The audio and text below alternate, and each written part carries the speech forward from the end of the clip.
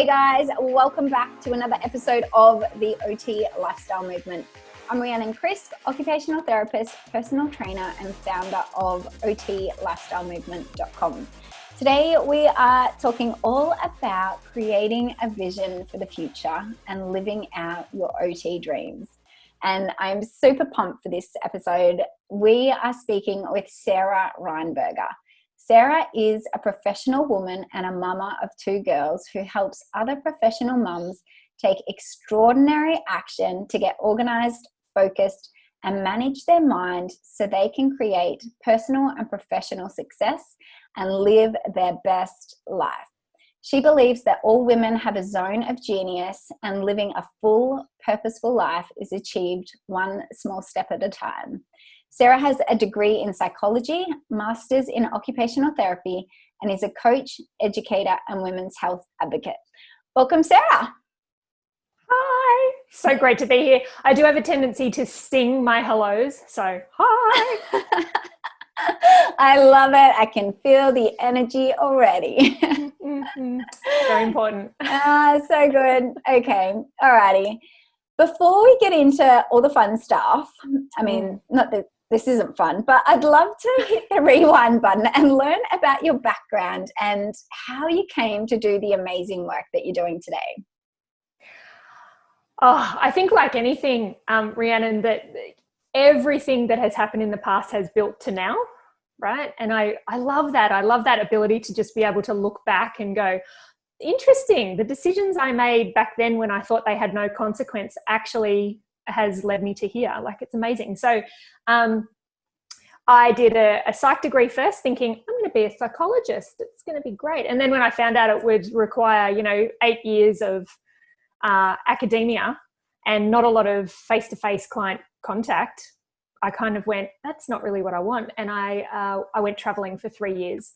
Did the backpacking around the world kind of scenario. And it was through meeting a pediatric physio that I thought, OT kind of sounds like me. It's everything. It's holistic. It's mind. It's wellness. It's, overcoming challenges. And I loved that. Always loved setting a big challenge for myself and overcoming. So I did OT, came back to Australia, did OT, became a generalist in a rural and remote setting. And just through the course of my career over the last 13, 14 years or so, went into roles that involved leadership and training and developing others and helping others be their best self professionally. And then, of course, had babies. Bang, doesn't life change, right? Everything changed at that moment. And it became all about, I went through this big sort of personal growth experience around empowered birth and what that meant, and learning to set boundaries for myself and learning to say no, and realizing that I had a lot of power within myself that until that moment I hadn't really exercised all that well. So I became a little obsessed with helping other women become empowered in their birth. And I thought, this is where I'm meant to be. This is where I'm going to be working. And then a funny thing happened. I stopped having babies. I've got 2 of them. And once that happened, I sort of went, this doesn't feel quite right anymore. Why? And it took quite a few months of just kind of stopping and reflecting and doing a lot of work, I guess, to realize that actually what I loved about my work was, yes, the training and teaching and helping women become their best selves in that space. But what I also loved was experimenting on myself, trying things out, and teaching women the stuff that I had learned the long way. So that's how I moved into motherhood, really, and learning to juggle everything in motherhood with career, with wellness, with partnerships, all of those sorts of things. And so that's where I am right now, and I just love it. Awesome. So are you working as an OT at the moment, or are you just using your OT skills? Yeah, I'm definitely just using my OT skills. So I don't work in a clinical style. I'm definitely a coach. Mm-hmm. Okay. So let's talk about living life on purpose, and why it is you are so passionate about living your life on purpose and living out your dreams, because it sounds like you've gone through quite a journey to get to where you are right now. And I think we all do. Let's be honest. We all go on this journey. We think we've found the holy grail. We're like in this zone of genius, as you call it, and we love it. And then circumstances change, or we evolve and we grow, and we often grow out of things. So, but along this time too, you know, I suppose you were at that time living your life on purpose and living out your dream at that time. So why is this something that you've always been so passionate about? It's fascinating, isn't it? I think everyone searches for purpose, you know, and even if it's not in our consciousness that's what we're doing, I think underneath it all, like I come in contact with many, many women now who are great mums. They're great in their career. You know, they're doing fantastic things for their wellness, but they're just not satisfied. And there's an undercurrent, and then they feel guilty about that because they actually have a very good life. And they can say, but I've got a great partner and a great job and I've got healthy children, and what's not to love? But there's an undercurrent of unsatisfied. And I think that is connected to, we just get caught up in the daily grind. We get caught up in the routines. We get caught up in just the autopilot nature of life sometimes. And there's no greater purpose behind what am I doing every day and why is that important? You know, when I come to the age of 80 and I'm looking back on my life, what will I have done that really mattered to me? You know, and I think that's where it comes from me. I've always wanted to matter, and not in a self-worth sense, because everyone does, it just is, you know, that's not in question. But what can I leave behind that has an effect on what is most important to me? And for me, that's my children, and also a little bit around my profession and around helping mums. You know, what am I going to leave behind? So I think everyone has an element of that. And importantly, living into your purpose, it's really being connected with the feelings that you want to cultivate in your life, right? So I've just been on a coaching session with a client, and we had this conversation about how, you know, some people might say, I want to make $1 million in my lifetime. And I challenge that it's not making the $1 million that they actually want. What they want is the $1 million that might buy them the experiences or the freedom or the whatever it is in order to feel a certain way. And that's, to me, what purpose is. You know, what's my purpose for being here? How do I want to feel as I live my life? So I don't know, it's a bit out there, but I love this conversation. So do I, absolutely. And I love that you spoke about looking back on your life. You know, when you're 80 years old and you look back on your life, have you lived a life that was on purpose and that was true to you?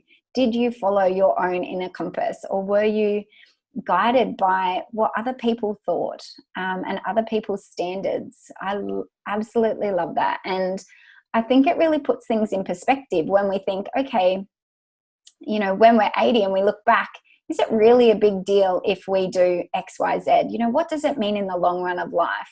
I think it's just such a good perspective taking. And it's a little exercise, I suppose, everyone can use day to day when we're weighing up whether we should, you know, put ourselves out there and go on social media to promote what we're doing or whatever it is. You know, like we always have these roadblocks that come up. And if we think, oh, you know, if I was 80, you know, does it really matter? You know, no, it wouldn't matter. And, you know, Rhiannon, I really do believe this, and I've heard this a few times, that people often say that it's not what you do that you regret, it's what you choose not to do. You know, and so we're often hampered by fears, fear of failure, fear of judgment, fear of being rejected, you know, whatever that fear is, and it stops us from living into our purpose. The other thing about purpose for me that was a big one, and it's a story I've told my clients as well many times, is, you know, when I wasn't living into my purpose as fully as I would have liked, that I had a moment with my daughter, who was very little at the time and doing a puzzle, and she was having some trouble getting a puzzle piece in. And I offered her some help, and she sort of said to me, well, no, I'm going to ask Daddy for help because, you know, Daddy's the one that sort of fixes things and he's the problem solver and he can do big things. And I'm like, okay, so what can Mummy do? Oh, Mummy's good at cleaning stuff. And a little piece of my soul died that day, I can tell you, when I realized at that moment that I wanted the world for her. I wanted the universe. I wanted her to think that she could do and be anything that she ever wanted. But what she was seeing me do was not that. And so for me, that was one of those moments I just went, whoa, I need to change some stuff right now. Bit of a wake-up call. Yes, definitely. And I think for so many of us, we do need that wake-up call, or it takes us to a point where there's something external that goes, okay, and that's when we have that, we sort of reassess and we check in again. Because like you said, we can live in this Groundhog Day. We wake up and every day's the same. But to make a change, like how do we make this change, and how do we know whether we're not living on purpose or in line with our purpose?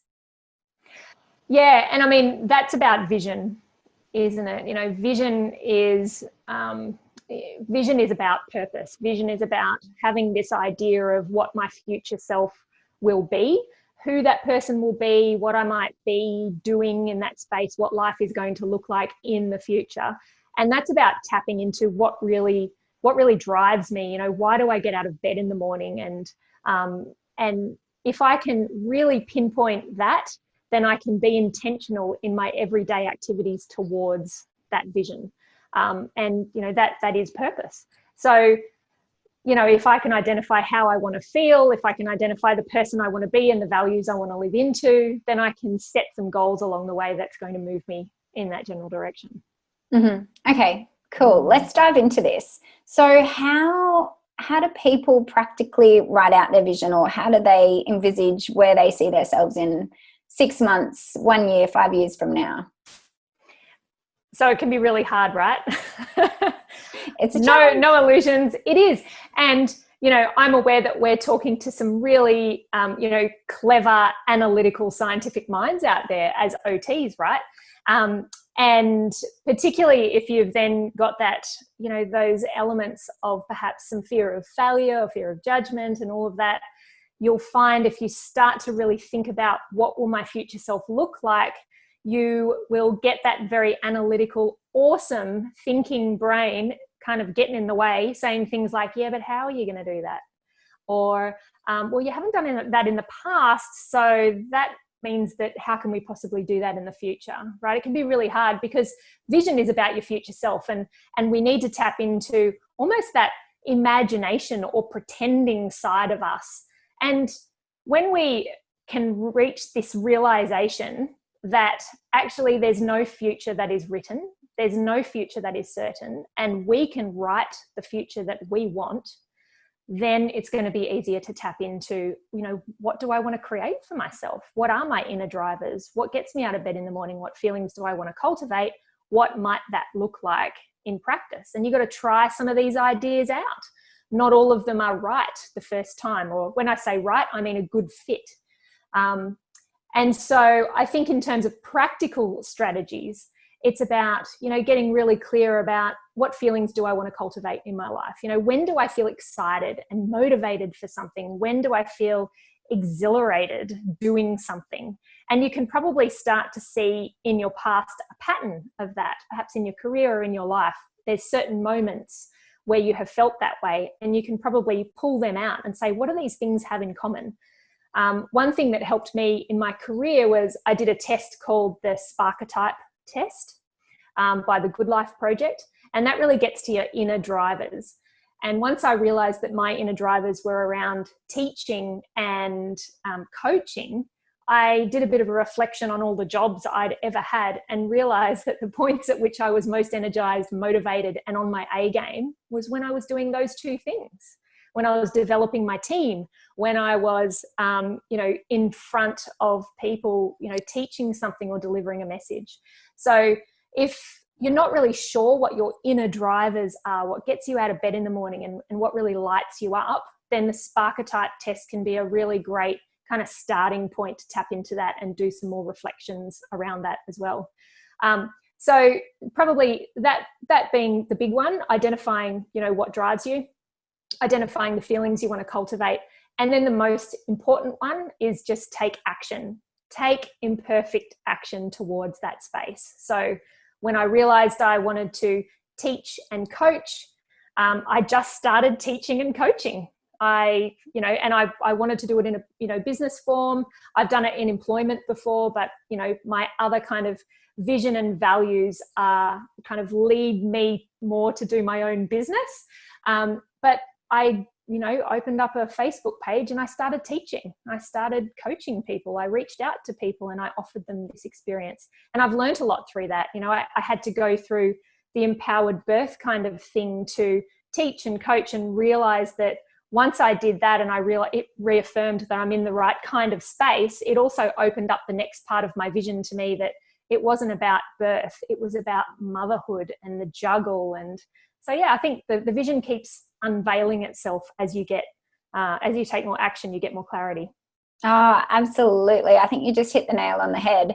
And I love what you said about taking imperfect action, because I feel so often we feel like we need to know everything before we do something.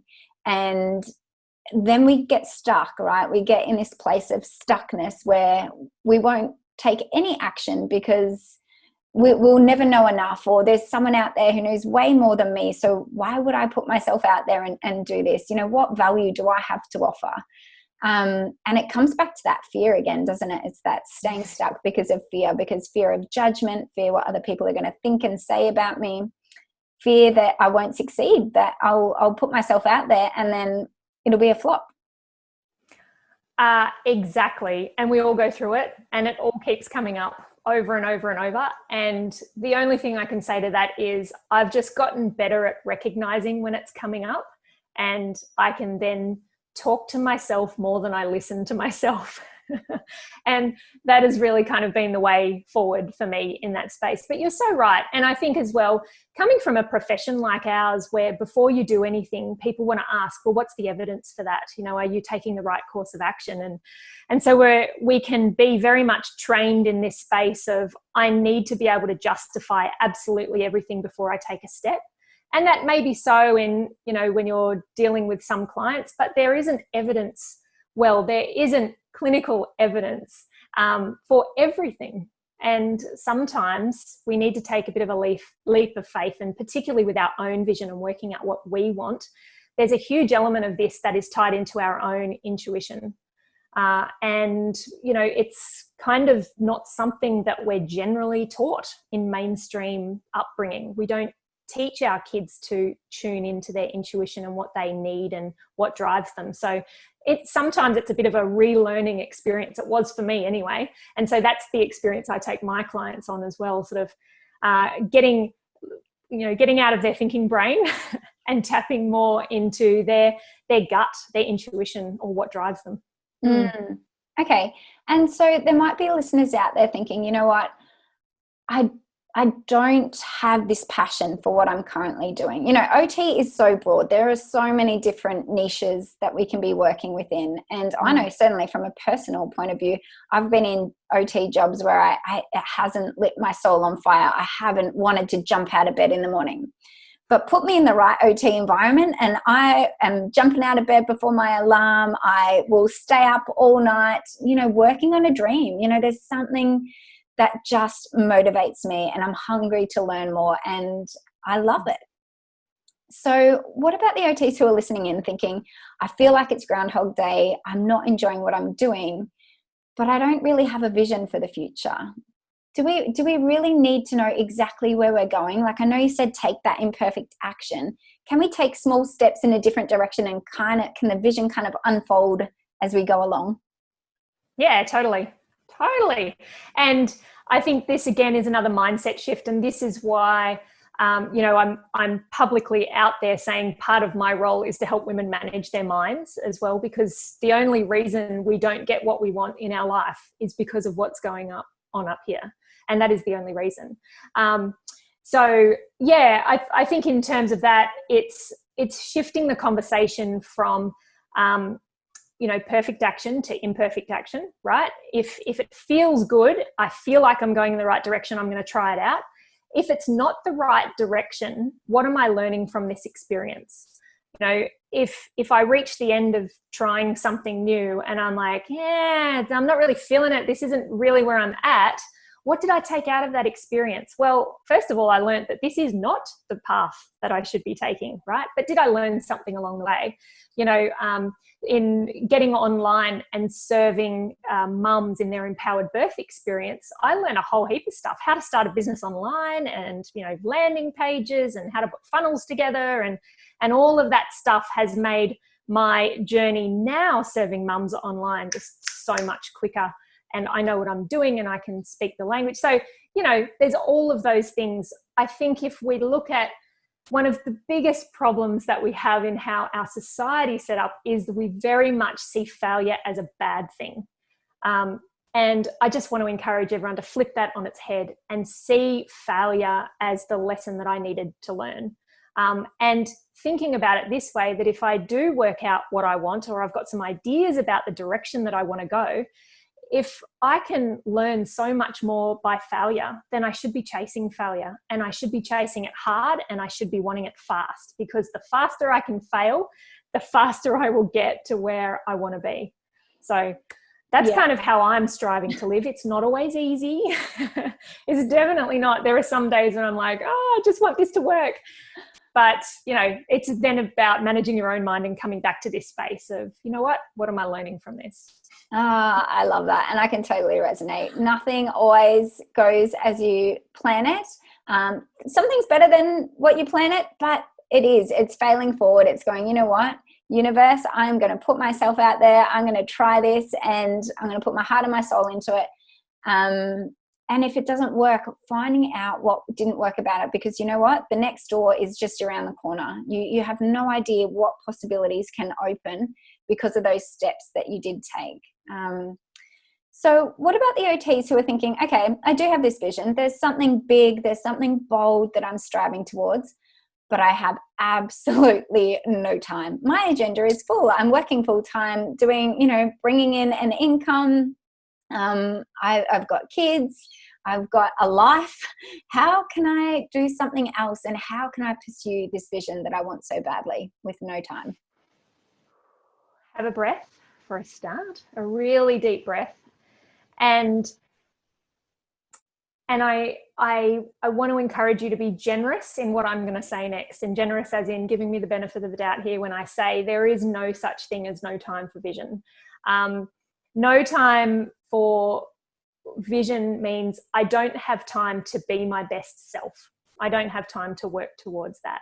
And so for me, not having time, that's a mindset problem.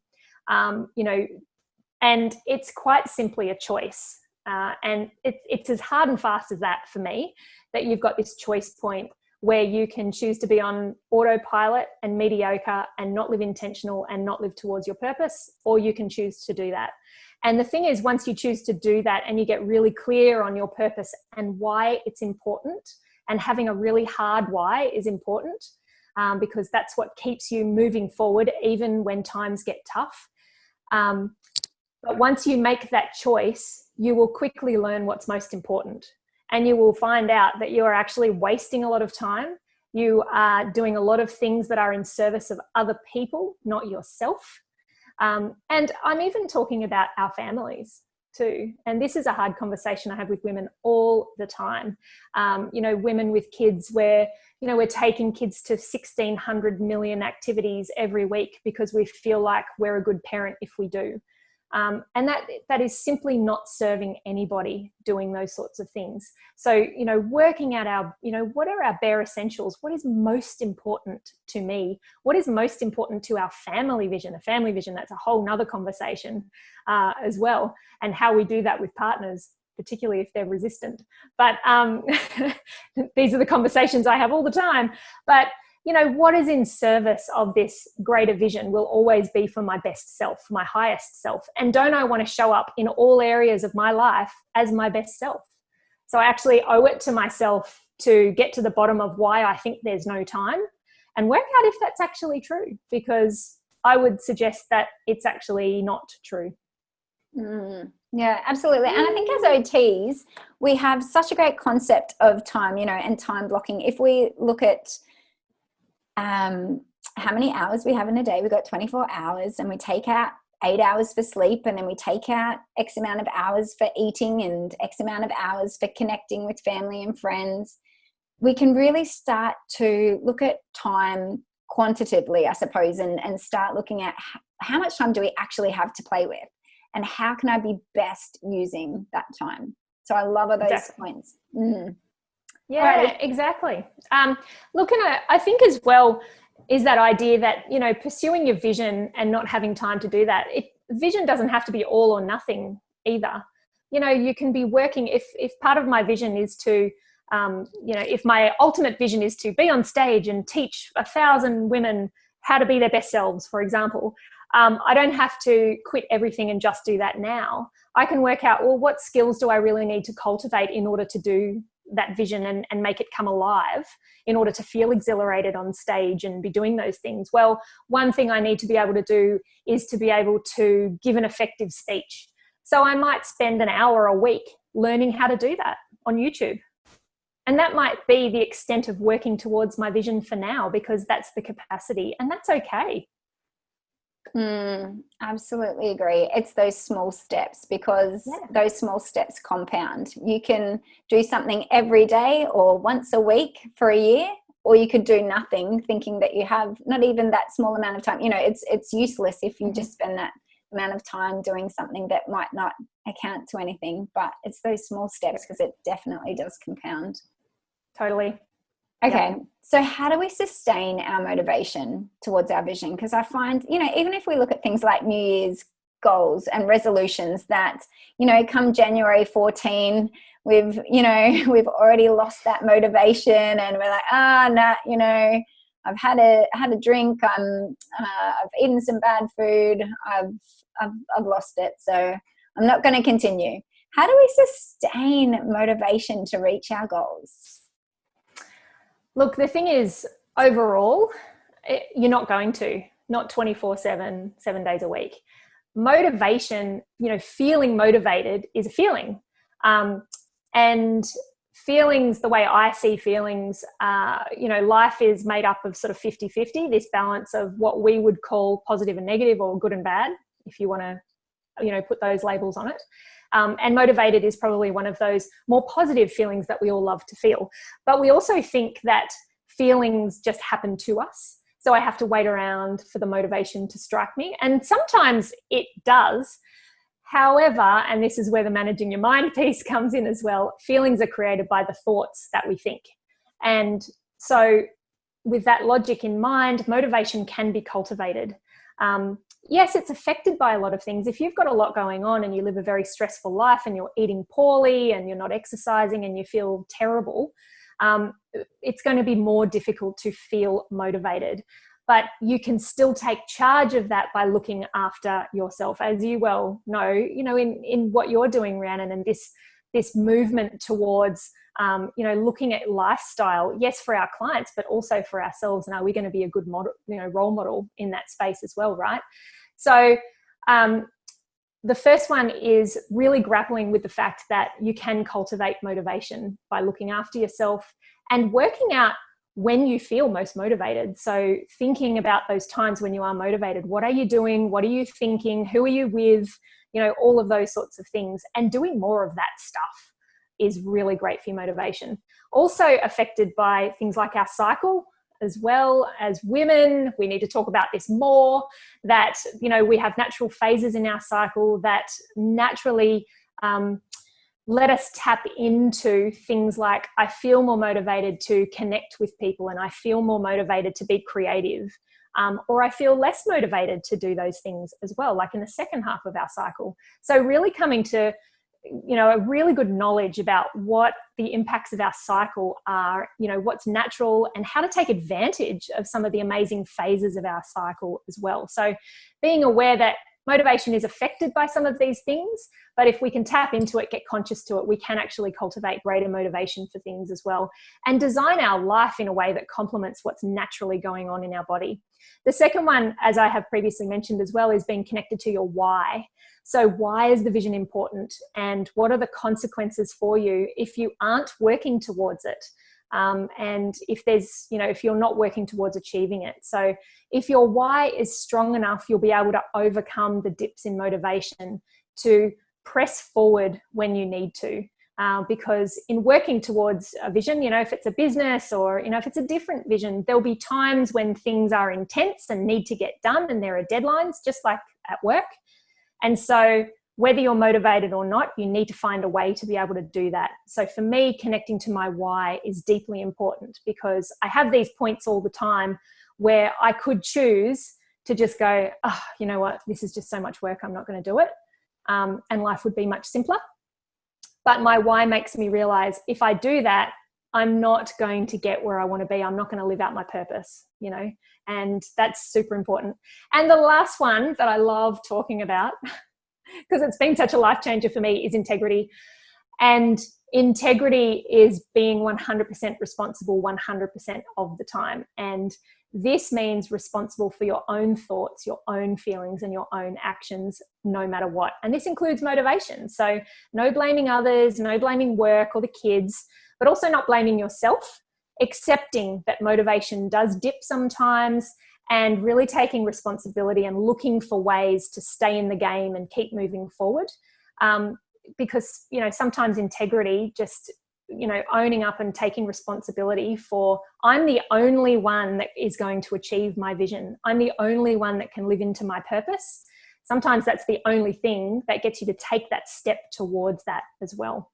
Mm-hmm. Yeah, absolutely. No one's going to do it for you.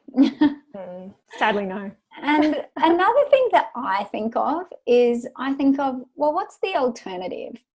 What if I don't do this?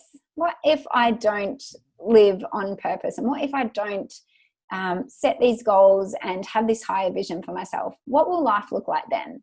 And then I go down that train of thought and think, is that what I want? And I think, no. And then I'm like, okay, I'm committed again. I'm back in the game. And exactly. Sometimes, just having that alternative, seeing that contrast of what happens if I don't take that road? What would life look like? Yeah, I agree. My hard why is wrapped up very much in knowing what the alternative is and not liking the look of that at all. I think it can be a massive driver. I think it can be a massive driver for people. Exactly. Yeah, I agree. Alrighty, Sarah, do you know what? It's almost time to wrap it up. I know we could talk forever, and I absolutely love this conversation, and I love what you have to say. It totally aligns and resonates with me. Was there anything you just wanted to touch on quickly before we head to the rapid fire questions? Look, probably, just really lastly and quickly, some common things that get in the way of people being able to move towards their dreams. So not being able to imagine yourself in the future with a better life and better results. You just need to have that belief in yourself that you can achieve something if you want it enough. The future is unwritten, so you might as well write your best one. The second one is the stories. The stories are super powerful, and stories are the reason why we stay stuck. So I can't do this because I won't achieve this because of these reasons. I'm worried about what people will think or say, or whatever. And it's really important to rewrite those stories and really get present to when they pop up, because they will always pop up in your life and they'll get in the way.